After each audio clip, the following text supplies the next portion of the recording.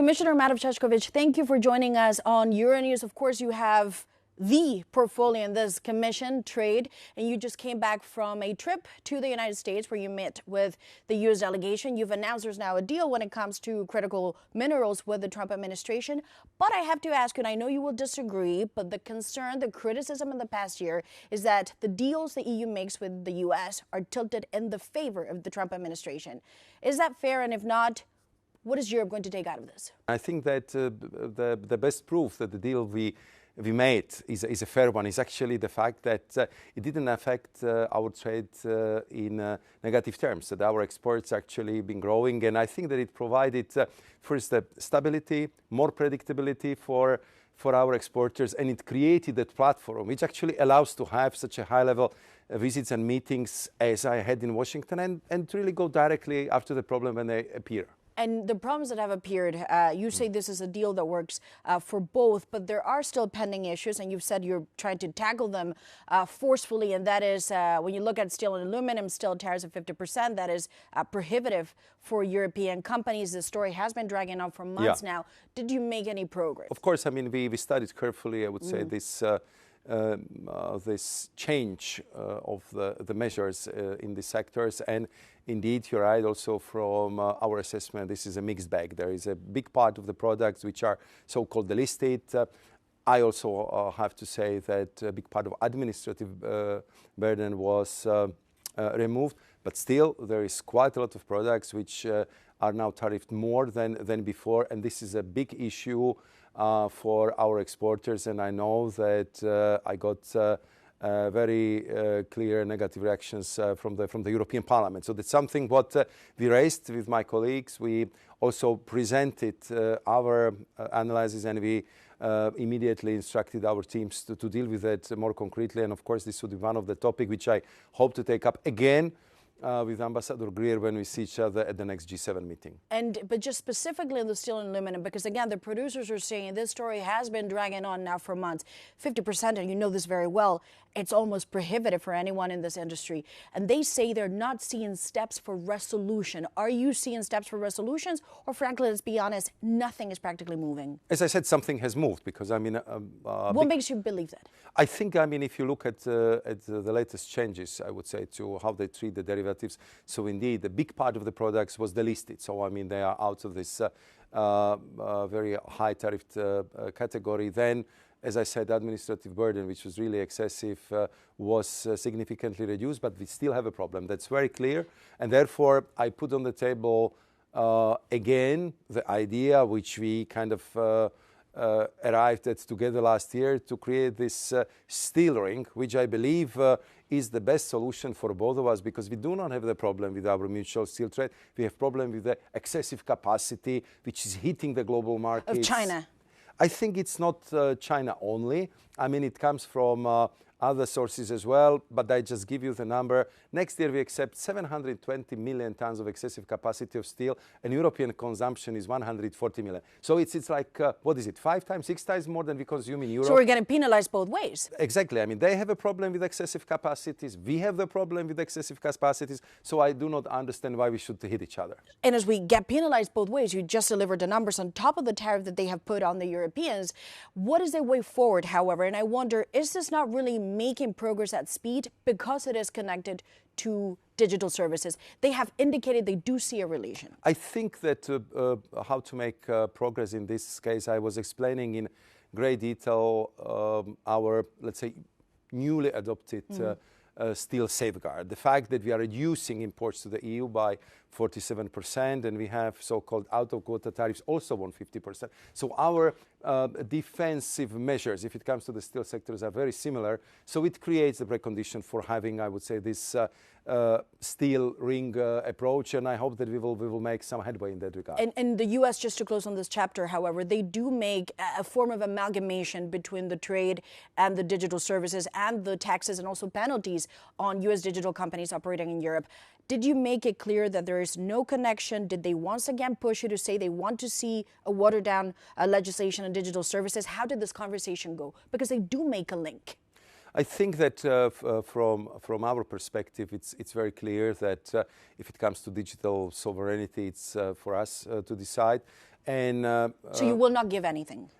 We cannot give anything what concerns our legislation, but we are ready to talk, to explain, and I think what we both need is a digital dialogue. So I'm also discussing with my colleagues who have direct responsibility for this matter, be it Executive Vice President Rivera or Executive Vice President Virkkunen, because in many aspects, again, we have very common task. What do we want and what do we don't want that would appear on the screens for our children? What kind of content we are absolutely sure that it shouldn't appear in any computer, and how we want to make sure that we would have a fair competition among the operators on the digital market. So there is a lot of things to discuss, and I think that in the past we had a quite good experience with Trade and Technological Council, and I believe that we would need some kind of alternative when we can have these high-level political discussions on all sectors. So that's a very interesting point, because the Tech and Trade Council was precisely designed to talk about those topics.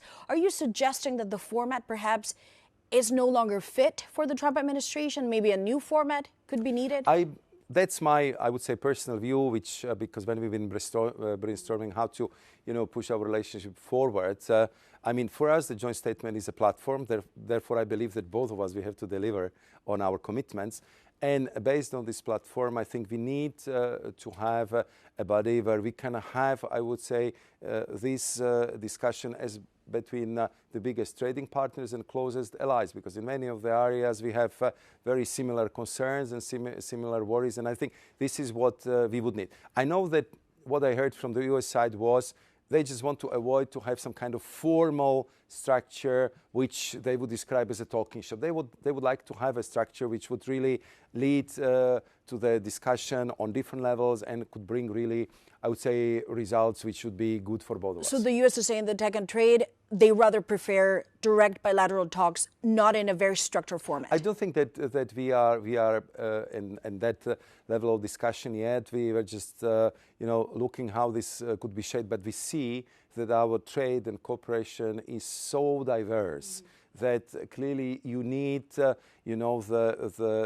regular discussion on the irritants which are coming from the both sides, on the challenges we are ahead of sight, and also where we can chart the cooperation for the for the next period. And now I want to talk about China, because this week the Chinese Trade Ministry came out with a statement, guns blazing almost, saying that some of the proposals that the EU and the Commission have put forward, certainly when it comes to the European industry and made in Europe, are targeting China, and they are discriminating Chinese companies. If they do not get addressed their concerns, they threaten now countermeasures.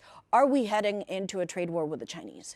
We are not interested in any trade wars, and I made it clear from the day one, and I engaged from the day one with our Chinese counterparts. I was in Beijing. We had a meeting with Vice Prime Minister Helifeng, and I'm in regular contact with my counterpart Wang Wentao, and I was passing very consistently the same message. We cannot have a trade deficit 1 billion euros a day. We cannot have deficit 360 billion a year. It's simply unsustainable. Which is not improving. It's not getting improving, worse. It's getting worse. I have, of course, very strong economic and political reaction stemming from that. We just have to also completely reform also how our customs union is operating, because between 2020 and 2026, we went from 1 to 6 billion parcels coming from China, with all the results when you really control the content of the parcels which are publicly available. So what I want is to have a constructive engagement with my Chinese counterparts. How are you going to deal with this challenge? Because I believe they also understand that this is not sustainable. I think there are very strong industrial policies in China. You have the same in US, in Canada, in Japan, in Korea. So nobody, should be surprised that the European Union, especially if it comes to the public money and public funds, want also to be promoting. But I wonder, when the Chinese say the EU should not underestimate China's resolve to protect the legitimate interests of Chinese companies, and it could put forward measures to counteract those same proposals, is that a threat? I think clearly what is very important here is to avoid threats and to have constructive engagement. And that Do you like that tone when they put out a statement like that? Is that acceptable to you?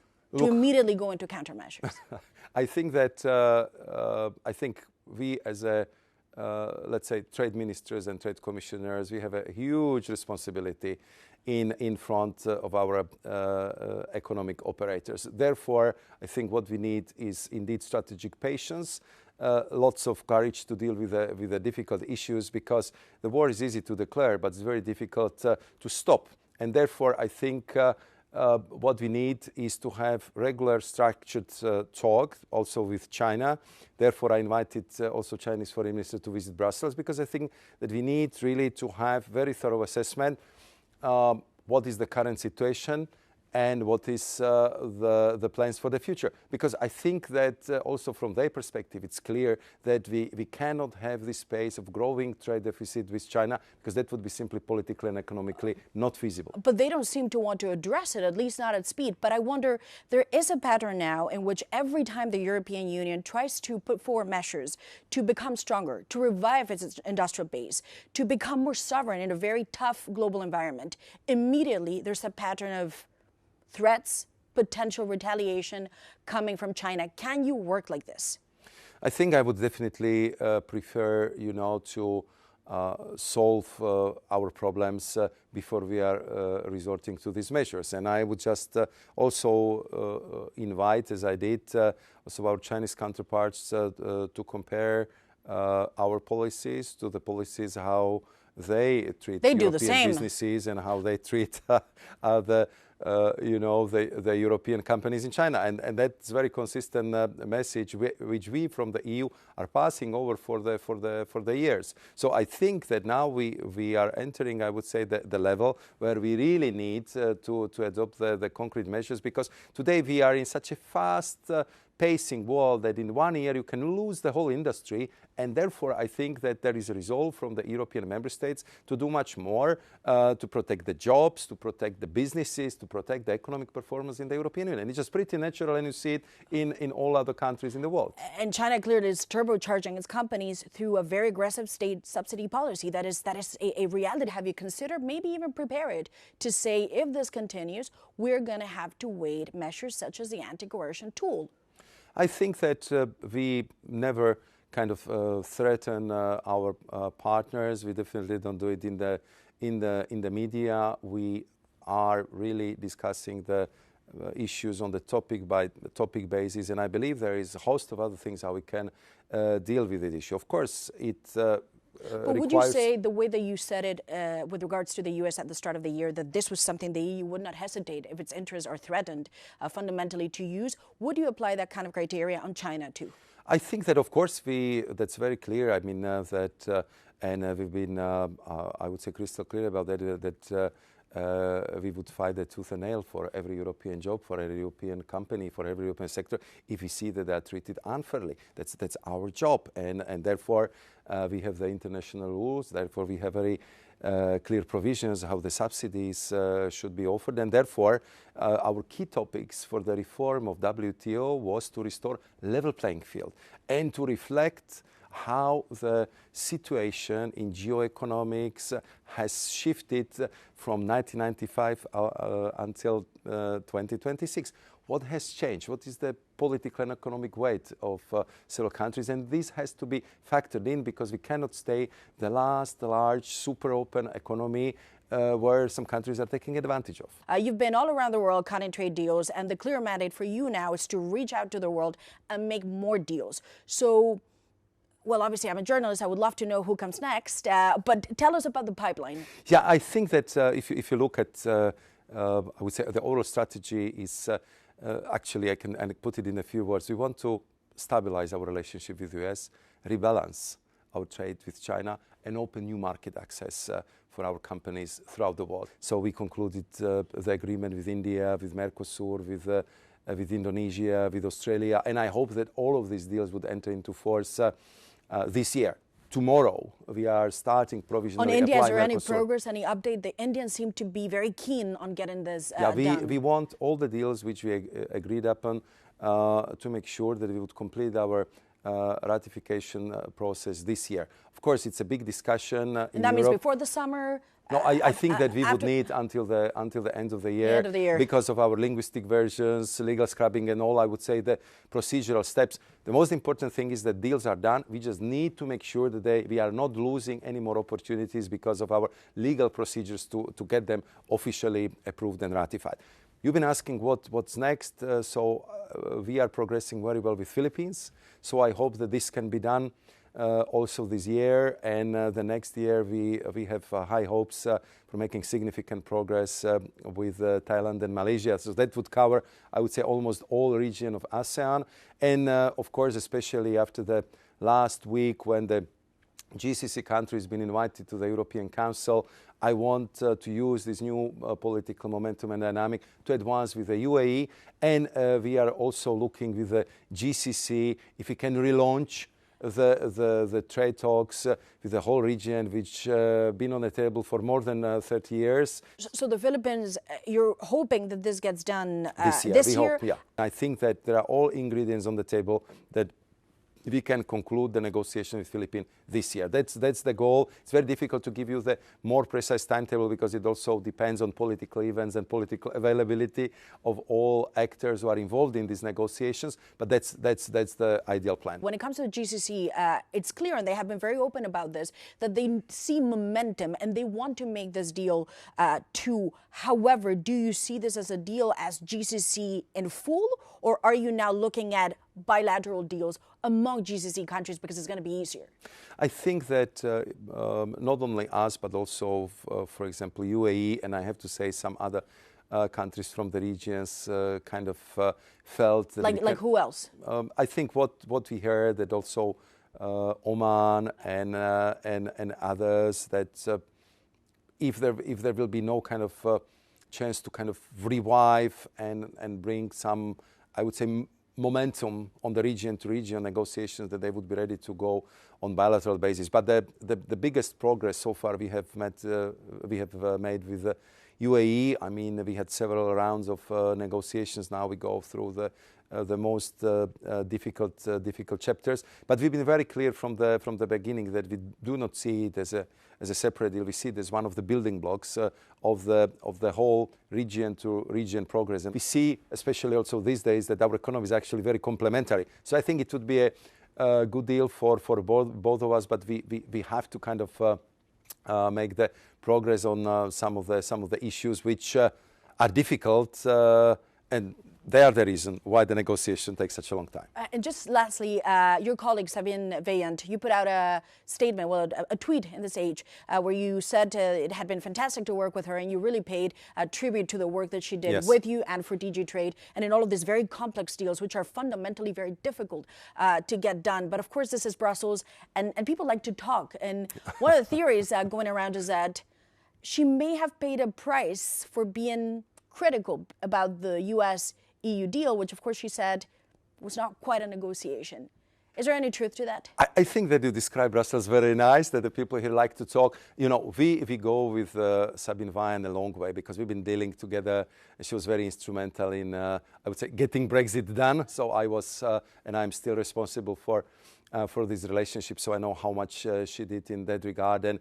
And look at the results. I mean, we wouldn't achieve such impressive results over the last year and a half if it wouldn't be, I mean, working extremely well together with the Director General. So he's a brilliant tactician, excellent technician. She has a huge expertise. And of course, I mean, we are there to make the best possible choices. So you discuss, you ponder, you look for different options. But once we agreed upon something, we've been really working together. And she was very instrumental in all these deals, including in working on the deal with the US, and then of course on all the implementation, which was not easy feat. So I just really would like to thank her, and I think the institutions did it because she really provided exemplary and excellent service to the European Union and to the European services and to the Commission. And there is life after the Commission. Sometimes it seems in Brussels there isn't,